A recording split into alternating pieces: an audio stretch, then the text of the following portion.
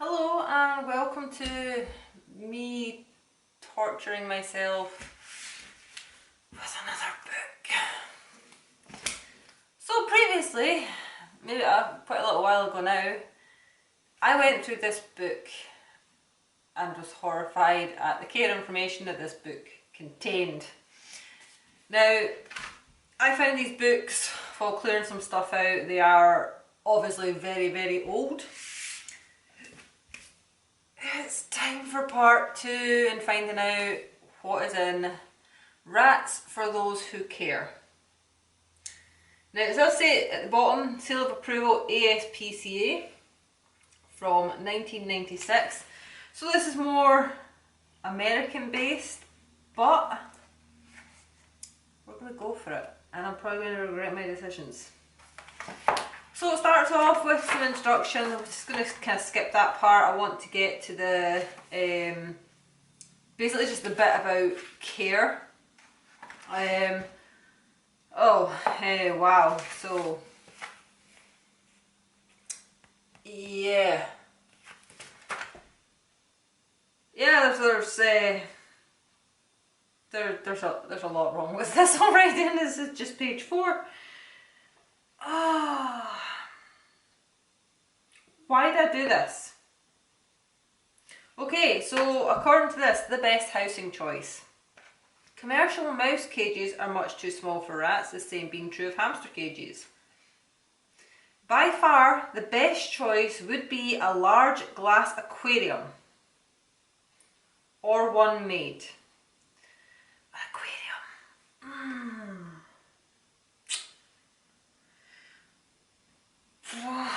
Okay. Why did I do this? I don't know why I do this. I do like that it talks underneath about house size. It does say, well, it's saying that size is a subjective matter, but even so you should work on the premise that the larger is the better. So I like that it says that. It is actively saying the larger you can provide, the better it is for the rat. That's fair. But still. So this is saying that a 62 by 31 by 38 centimetres may be regarded as a minimum. I feel like I should get a measuring tape out and just like demo that. I want to say, I can't even think off the top of my head what size a fair plus ferret is, because that to me is a bit of an indication of what a pair should go in. It also does interestingly have here a picture of someone's shed. So someone that has a Rattery shed, which, you know, is fine. Although looking in, I can see there's a number of very small looking cages, but again, if they're a breeder, that could be a birthing cage, you know, it's very hard to tell. Then going on to like the floor coverings. Natural plant litter is gaining popularity with cat owners as being a far better litter than traditional clay/grit types. Interesting. The base substrate can then be covered with wood shavings or hay. So it's basically telling you, I guess, to help absorb the pee, you have to put a kind of cat litter down and then a substrate on top. I see. Okay. I mean, again, this is like a picture of a cage. It says cages for rats and other small mammals are available in a number of functional, attractive styles. What is that? Do you know what? Like, there's no size given on that, but I feel like that literally looks like it's going to be about that size. Like, so tiny, about the size of a hamster cage. That's what it looks like. Obviously, there's no sizes on it. I can't say for sure. Decorations and toys. Rats are extremely intelligent animals and will appreciate consideration of this fact. Okay. You could include a few large smooth pebbles or pieces of granite in varying sizes. These objects are easily cleaned. Log branches. That's fair. I don't get the pebbles. I mean, obviously nowadays people use pea rocks, so they'll pee on the pebbles, I guess. Slate is another useful material in creating a little tunnel effect. Okay. Wheels of suitable size will be good exercise toys for your pets. They should be of the wooden type so that your pet's tail cannot get caught between the bars. Okay, so I do like that they're telling you to avoid the wire wheels. Now, they're not really as common anymore. They're the ones that like to have like spokes all the way going around it, and they are very dangerous for rats getting their tails caught. So that's fair enough. I mean, it just says wheels of suitable size. It doesn't tell you what that suitable size is. So that's, you know, whatever you think it is. It's also suggesting that you give them cardboard tubes, wooden spools. Wooden spools. This is like going back so many years to like, we obviously do still get spools and threads and things like that. But it just feels like so old fashioned to say give them like the little wooden spool because, you know, your granny would be like knitting and sewing and all that, and you'd have all these spare empty spools. But hey, that's me showing my age again. It's then also suggesting that you can give them things like twigs, and it's just like really low cost items or no cost items that they'll play with and destroy and they're easily replaced. So again, it's not telling you like what kind of twigs are good. I mean, that would suggest you could go outside, just pick up some random branches, like here you go. It's actually telling you what size of like sleeping box you should give them. And it's saying it should be about 6 inches, which is 15 centimetres cubed. And that it should be made of stout construction so it's not readily gnawed. But again, it's not saying what material that's to be made of. It's not saying how many rats that's for. I mean, are we assuming that we're just doing pairs? I mean, I quite like this ingenious idea down here. That is a gigantic milk carton jug that someone's cut a hole in. In fact, I don't know that. In fact, I don't think that's milk. Now I'm beginning to wonder if that's like a cleaning material carton. I said milk first because I believe that you can get. They're not so common, I think, in the UK as such, but America, I think you have really big, like huge gallon, like cartons of milk and stuff. So that's why I thought that's what it was. It might well be.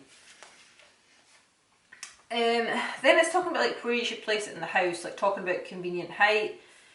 It does tell you that rats are crepuscular, which they are. It means they're sort of evening toward nocturnal creatures, like they are awake more like late evening, sort of early morning. This is why blue lighting tubes are handy. You can watch your pet move about your room when it's dark. I mean, you can if you want. It's also right in saying here that your pet will become familiar with being handled during the days, the hours of daylight, which is perfectly true. I tell that to my pet homes. Mine are most active in the morning because they get fed, and at night because that's when they get fed and they get let out.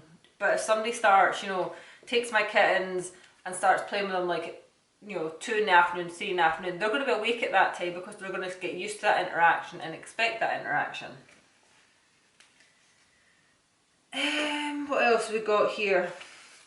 How to choose a rat. Rats are not especially long-lived animals. The average life expectancy is 2 to 3 years. That's fair enough. I mean, I would say 2 to 2.5. 3 is very uncommon. It does happen. It completely does happen, but it's not that common. So I personally feel more comfortable saying 2 to 2.5 because that's the majority of a rat's lifespan.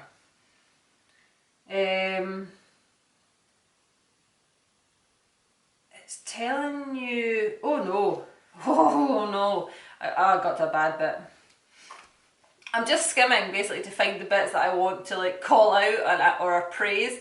And young rats are weaned by about they're 3 weeks old. They have to start eating solid foods at the age of 10 to 12 days. I mean, their eyes haven't opened yet at 10 to 12 days. Their eyes open like day 14. And I mean, as soon as their eyes open, they don't like instantly go, oh, food, I'm going to try that. Like, obviously, mum brings it into the nest and they do start sampling it. But Yeah, they're not eating solid food at 10 days. This means that a good time to obtain your new pet will be when it is about 4 weeks old. 4 weeks old! I hold mine at 8 weeks, like that's double. 4 weeks old. They're still in their baby coats. The girls are most likely still with their mum, still learning off her. I'm probably still drinking milk, to be fair. The boys should still be with their siblings, you know, learning to be rats. To be fair, because of my lines and how late the girls mature, at 4 weeks, I've still got the bucks with the does. Like, they're all still together as a family because I've not split them yet. I don't split them until closer to like 5 or 5.5 weeks. Because that's my line and I know when I should be splitting them. And I also know how to check the girls that, you know, they're not mature. 4 weeks. I couldn't imagine handing somebody 4-week-old babies. Like, they're just, oh. They're so mature at that age. Like, they're not mature enough. They're not ready to go out in the world. And then, like, the next sentence, before you rush out and buy a young rat, you should consider what the needs are. Is it purely a pet, or do you want to exhibit it? I mean, that's nice that it's talking about showing. Is there a possibility you wish to use it for breeding? Why are you talking about breeding in, like, this book? Like, there's more to it than just putting a male and a female together.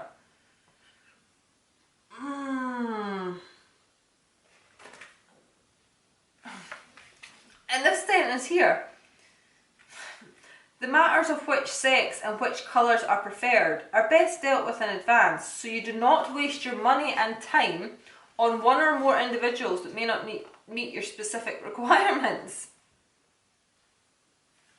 I mean, it's perfectly acceptable for people to have, you know, like certain preferences for colours and, you know, or ear types, coat types, like that is perfectly fine. It's like someone choosing a dog or a cat. I don't like all breeds of dogs, so I wouldn't choose certain ones. You know, that's perfectly acceptable to have preferences. But it's just the way it's like, so you don't waste your time. The thing is, when you know what variety and what colour it is from a few days old, you know. It's just like, how can you make the mistake of like, oh, I've got this 4-week-old rat I've come home with and suddenly it's not the colour you want. Well, you already knew what colour it was. So then it's into the pet, show or breeding stock. A pet quality rat does not mean an inferior individual, but rather one that displays one or more faults that make it unsuitable for exhibition. I mean, it's fair. Making a fair point. Colours and patterns. Colours and patterns are very much individual preference. That is true. We've touched on that, so we won't need to go much more into it. The matter of gender. From the pet perspective, it isn't really important which sex your rat is. Both are delightful. The male may tend to have a characteristic odour. I think bucks smell like kind of musky, but like not in a bad way. It's kind of a nice scent. But in order to smell it, like, you physically have to like hold them up and sniff them. So I wouldn't, you don't walk into a room with bucks and be like, oh, I can tell your rats are male. You've literally got to sniff them. Then it talks about, how well you do the cleaning as to how well they'll smell. Oh no, I mean, if you wish to keep 2 or more rats together. So I mean, that's pretty much saying, if you just want one, that's cool, don't worry about it. And that's not cool. Well, this is interesting. Males may be kept with each other while they are young, but once they mature or have scented a female or been with one, they will thereafter tend to be very aggressive with their own sex. So I think what this book's basically telling you, if you want girls, that's fine, keep them in pairs. If you want a boy, only get one because it's dangerous to have more. And again, this thing like, you breed them and then they get aggressive. I mean, if they did that, all of us breeders would be having a lot of issues with lots of like lone rats because we were using ones for breeding that then couldn't live with their, you know, previous cage mates. Obviously there is situations where a breeder using a male does end up having problems after the male's mated from like a kind of hormone surge. I have had that happen. That happened with Bran, and Bran got neutered. So it does happen, but it's not very common. He's the first one I've had to neuter, you know, just from getting a bit arsey after mating.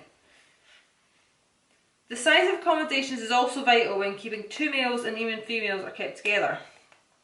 So that's weird. The previous mentioned sentence made it sound like you shouldn't keep two males together because of, you know, it's only found when they're young. But then you go to the next sentence and it says that, you know, it talks about two males being together. Okay.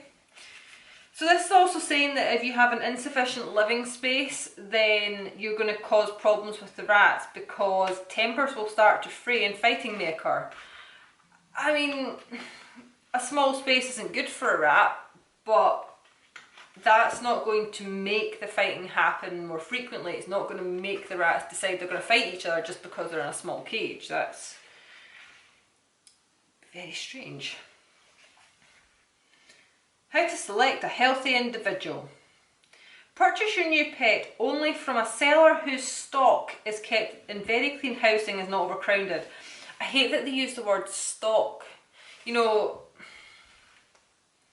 stock to me says you're a backyard breeder because you refer to it as stock. It's not your pet. It's you know, it's literally, you look at it and see money. Because it's stock, that is what it is. The amount you have in your house or your shed, that's money. So you need to, you know, you need to sell them quick as anything to get that money by getting rid of them. So I don't like that they refer to them as stock. I mean, it's very good to pick someone that has clean, adequate housing and it's not overcrowded. And those are definitely like warning signs. You know, you shouldn't be going somewhere that's got loads and loads of litters back to back. Mum's just constantly, you know, producing litters. What other things? I mean, it gives you some tips to look out for. Tells you, you know, if you should look for any dull eyes, you know, any stains on them, if they've got any lumps or swellings, etc. And most importantly, you should inspect their teeth to check that their teeth line up. These are things that you shouldn't need to do if you're going to a reputable breeder because, you know, something like tooth problems, that would have been found out very early on, you know, in the rat's life. They wouldn't have got to the stage of being homed and something, you know, the breeder going, oh, I didn't know they had issues. Oh God, we're on to the feeding bit. It's just going to tell me about pellets, isn't it? Although in saying that, there is this nice picture here of the rat in the feeding bowl and it has got like a kind of muesli mix. So I mean, rats are omnivores. That means they'll eat food of both animal and plant origin. They are simple to feed because they'll kind of accept anything. Yep, I mean, they will pretty much eat anything you put in front of them. That is true. But like, they're literally gannets. They will pretty much eat anything and everything. So it's suggesting that you can purchase any of the commercially prepared rodent, and that tells you hamster, mouse, gerbil, guinea pig or rabbit mixtures. But make sure that the one you select contains a variety of ingredients. So there's obviously no, at this point, there's no sort of recommended like rat pellet or rat muesli. It was just go buy like another rodent's food and feed them that. I mean, it does give you some examples, you know, it talks about like crushed oats, bran, etc. It tells you what should be in it and seeds, but it's just, it's not, yeah, it's not great. It's also here, it does say that they will like vegetables and fruit. That's fair enough. Tells you they'll enjoy hard-boiled eggs. Very true, they will take your fingers off for a hard-boiled egg. Love to take your fingers off for a hard-boiled egg. Boiled fish will be eaten as well. Can't say I've ever thought about boiling them a fish. Yeah. This is an interesting one. To keep your pet's teeth in good condition, you can feed slightly stale wholemeal bread. It is hard and provides something to gnaw on. And fruit tree branches will also help. So that's going back to the whole kind of myth that rats need to be chewing on something hard to wear their teeth down. Like, it happens naturally. They grind their teeth when they brush. You know, they're grinding their teeth anyway. They grind their food. The only time a rat has issues with its teeth are when they're misaligned. Malcollusion. I can't say that word properly. But that's when the teeth are misaligned, and when they don't line up, that means they can't be ground down naturally as a rat would do. Here we go. Are we getting to... Oh, I thought we were getting to pellets there, we're not. The best feeding regime will be based on one of the commercial mixes blended with a range of fresh foods as discussed. I just wish it... Again, I have to remember how old this book is. Like, I just wish it had a more thorough example of, you know, this is a rat muesli mix, you know, not just a generic, please just go buy something. You could buy the cheapest hamster mix available. And hamster mixes tend to have like loads of peanuts and stuff in them. I mean, that's not gonna, it's not gonna kill a rat, but it's not particularly good for, you know, their balanced diet. Water must always be available and replenished every day. Yep. That's fair. You know earlier how I showed you like that carton had the two rats sitting in it, and you kind of, from that picture I thought, oh, you know, it looks like they have a really nice cage. Look at this tiny size of that cage. When you see the size of this rat in comparison to their cage, I mean that's a full-grown male. So that's two full-grown males. They've got a branch, a bowl, a ramp. Yeah. So that picture that I showed you there was used as an example about why you should use the crock type food bowls, because they're heavier, because this rat has knocked this metal bowl over. So it's basically telling you that a small dish is, you know, to be used to feed them. Most people nowadays don't even use bowls. If there's a bowl in my cage, it is for water, or they're getting like an extra treat, like they might be getting, some older rats will get like supplements, then it will be in a bowl. Other than that, it's literally just scatter fed, it's chucked in, they forage for it. I think this book kind of goes on to breeding. Part of me kind of wants to go through the breeding, but I'm also aware of how long this video is. So I think what I'm going to do is I'm going to skip the breeding bit, and on the back it talks about kind of health care, which we can talk about health care. But yeah, we'll skip the breeding so this doesn't go on absolutely forever. Okay, health care. Rats are quite hardy little animals. Yeah, they are actually quite hardy. They also hide their pain, etc. very well. Hygiene and stress. Possibly the two areas of husbandry that are the most important are those relating to relating to hygiene and stress. Okay. I mean, it's giving you valid information that it's good to be able to know on an individual basis, like what is normal for your pet. Often behavioural traits may be the first sign that something is wrong. That is true. They're prey animals, they will hide their illness, they'll hide their pain as best they can, so you really got to just read the body signs that they're giving you. Signs to watch out for: disinterest in food or water, excessive sleeping, lack of interest in you, difficulty moving. In a breeding room, an ill individual should immediately be placed in an isolation cage as far from the rest of the stock as possible.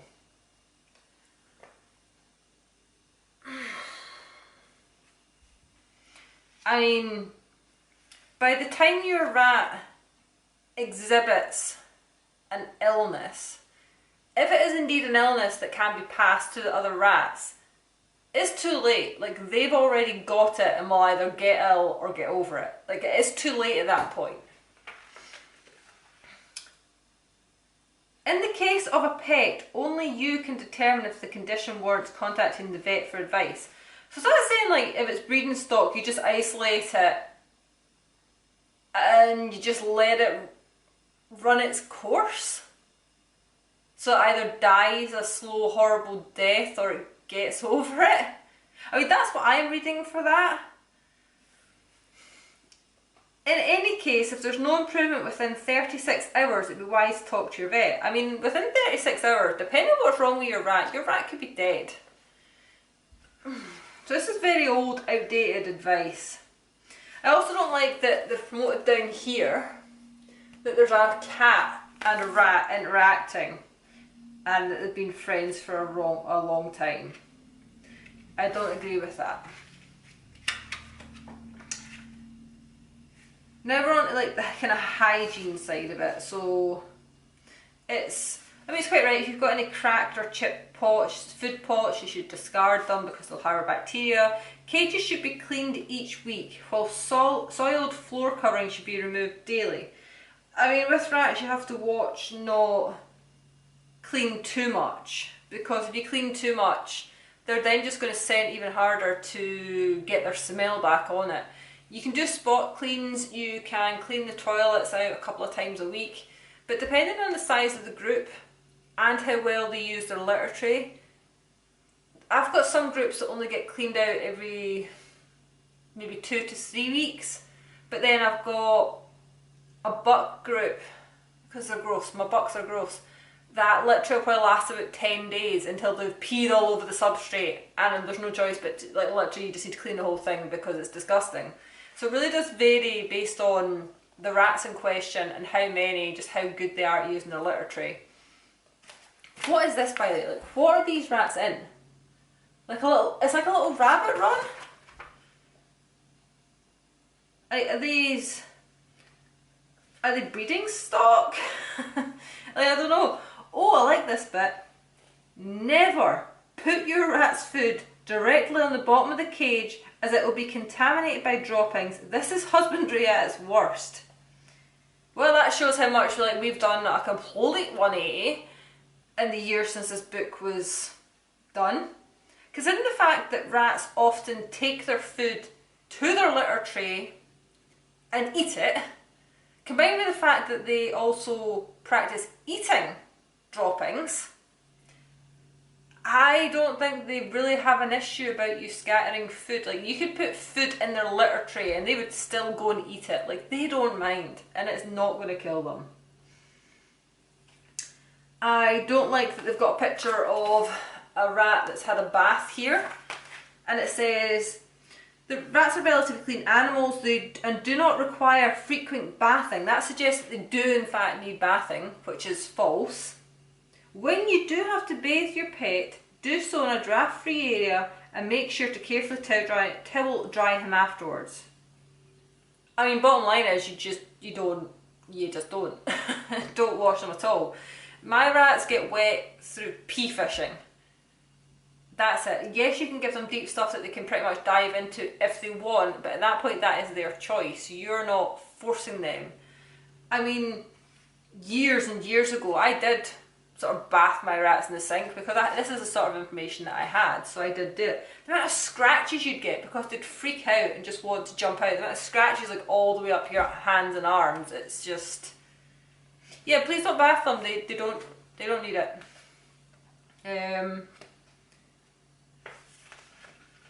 Stress. This condition can be caused by a number of things.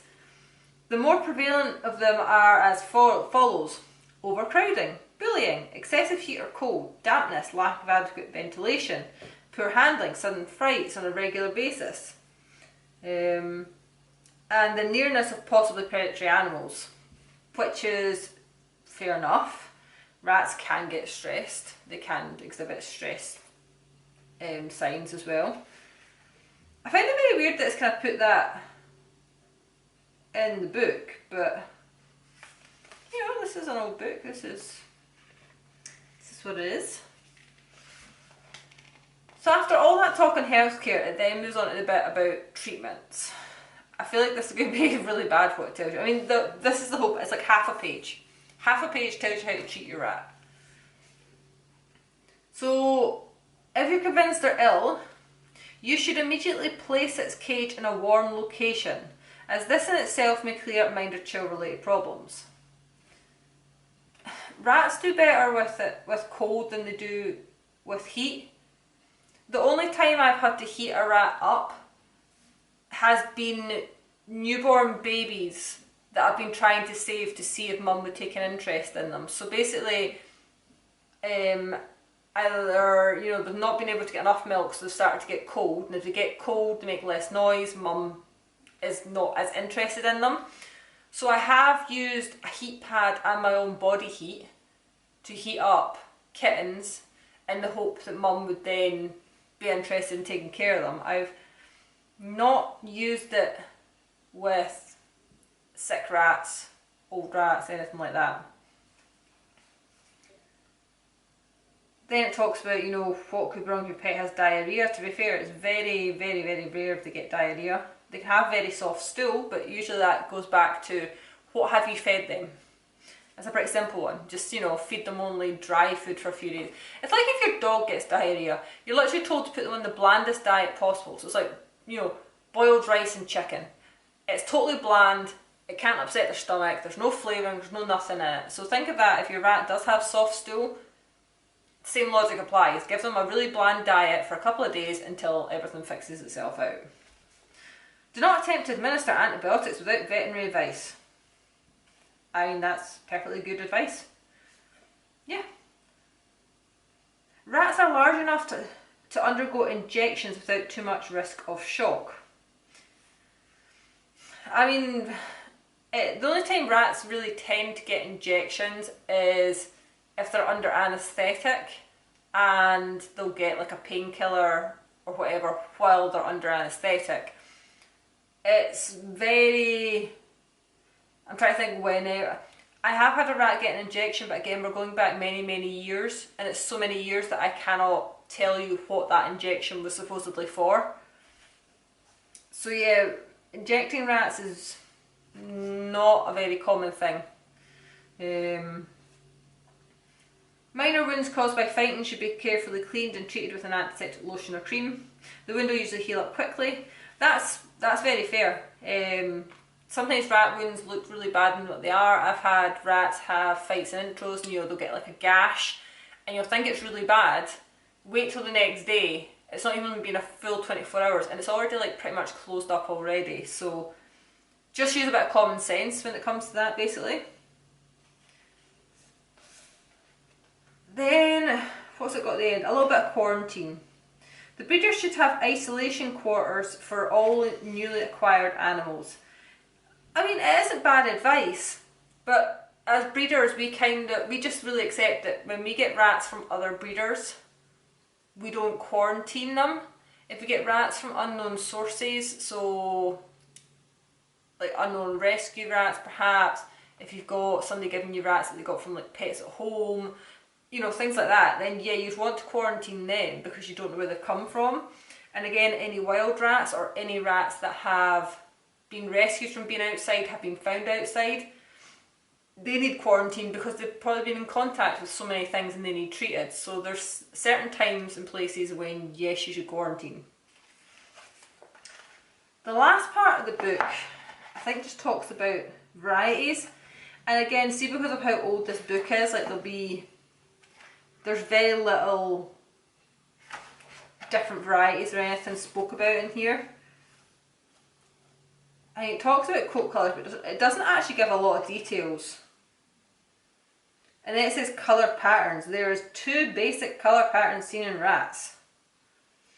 One of them shows considerable variation in its expression. These patterns are as follows: Himalayan. And then there's a bit that just talks about white spotting. Yeah, you know what, I've had enough. I think this video is going to be like 20 odd minutes of me just losing my mind at old care books. Like, to be honest, because we've got so much access now to the internet, there's not really much use anymore for books in terms of care. Like these are all obviously very outdated. I mean, this one's from 1996. Can't even remember where my first one was from. Oh, they're both 1996. So both the same year, but this one's obviously more American based, and then this one was more kind of UK based one, I believe. Yeah, let's just stick with asking things on very good forums and finding very good websites to get our information on, because these are terrible. Right, I am going to find something much better to talk about next time. I'm glad I've got through that book now. Thank you for watching if you got this far to the end, and I'll see you in my next video.